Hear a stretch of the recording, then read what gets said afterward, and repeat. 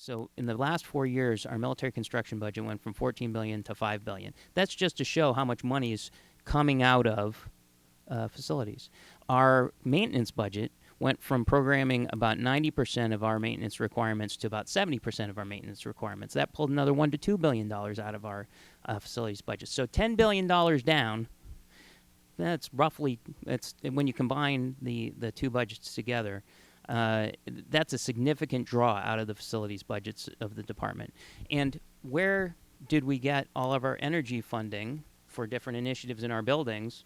Well, it was from those budgets. So not only do we not have necessarily the flexibility and the freedom to have that money set aside for energy initiatives, but the fact of the matter is, if we don't maintain our buildings, then they're going to be worse energy performers as well. So it's a double whammy on the energy front. This is from the installations perspective. Now, it makes sense to downsize facility spending in a tough budget environment. Facilities degrade slower than readiness does. It was not a bad decision by the department. It was the right decision by the department, because readiness is more important than the quality of our facilities. To put it in a larger perspective, right now, the request that the department has on Capitol Hill is $35 billion more than the BCA cap. So if we get hit by sequestration, if they don't change the law, we'll be knocked down $35 billion below where we requested. Let's put that in perspective. $35 billion is more than the appropriated total of all but 4 cabinet departments.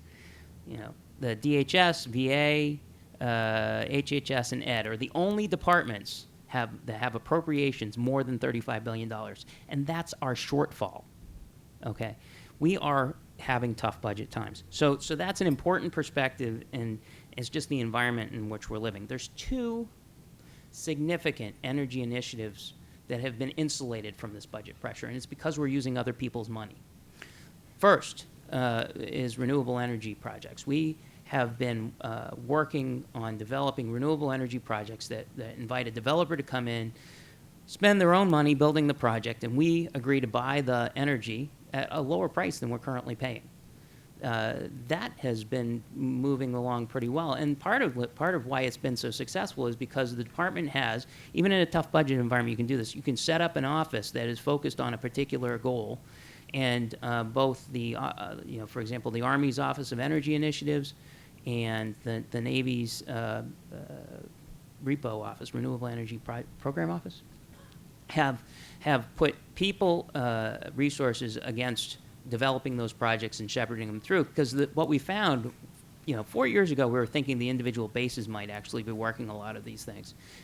Fact of the matter is that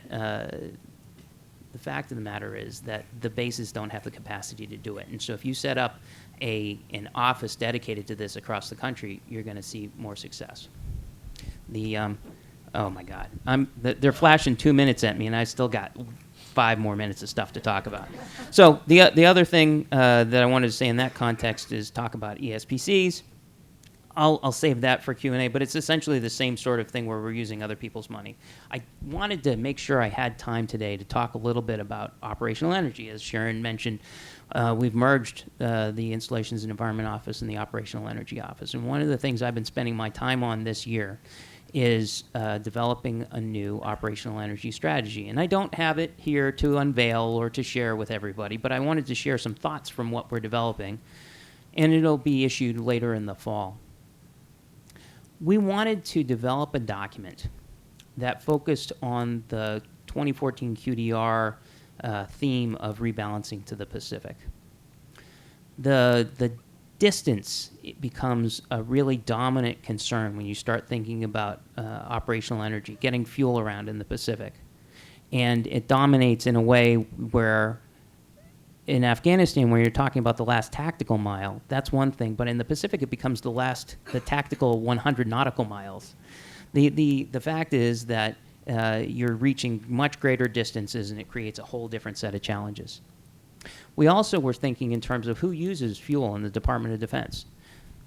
In the department, we talked about the $14 billion, well, I didn't actually break it out, but it's about $14 billion on fuel and about $4 billion on electricity.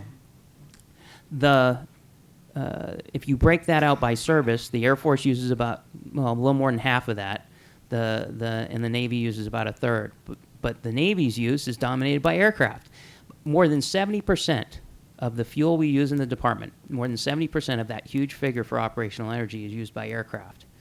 And those aircraft are going big distances. If you break that out a little bit, it's the cargo aircraft. It's the aircraft that carry, it's the wide bodies that carry either fuel for refueling, or it's the carrying cargo here and there. That's what dominates the profile and the use patterns of the department. And when you're trying to carry fuel and cargo much greater distances, you're going to have much greater use. So we're thinking in those terms. When we come up with an energy strategy, whether it's buildings or it's operational, you're talking about some basic tenets. You're talking about reducing demand. You're talking about increasing supply.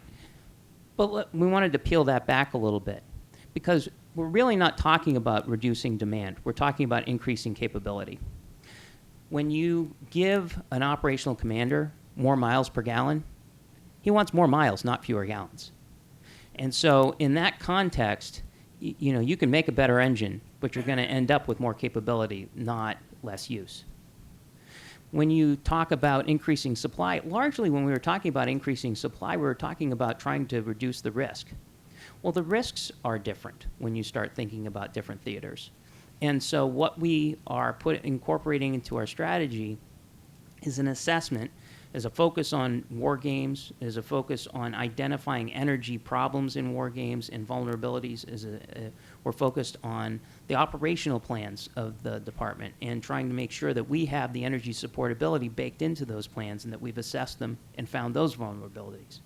That we do energy supportability analyses for new acquisition systems, and those vulnerabilities are incorporated into the operations and into the systems across the rest of the department, not just the one that we're buying right there.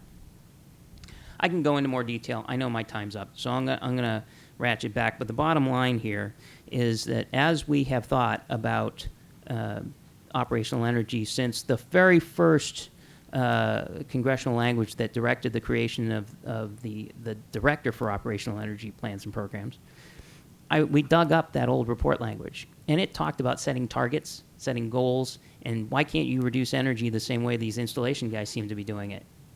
Well, Sharon successfully changed that conversation when she came to the department. And I think we're taking it one step further. This isn't about reducing the amount of operational energy we use. It's about how do we conduct the missions we may have to perform in the future, and how do we reduce that risk.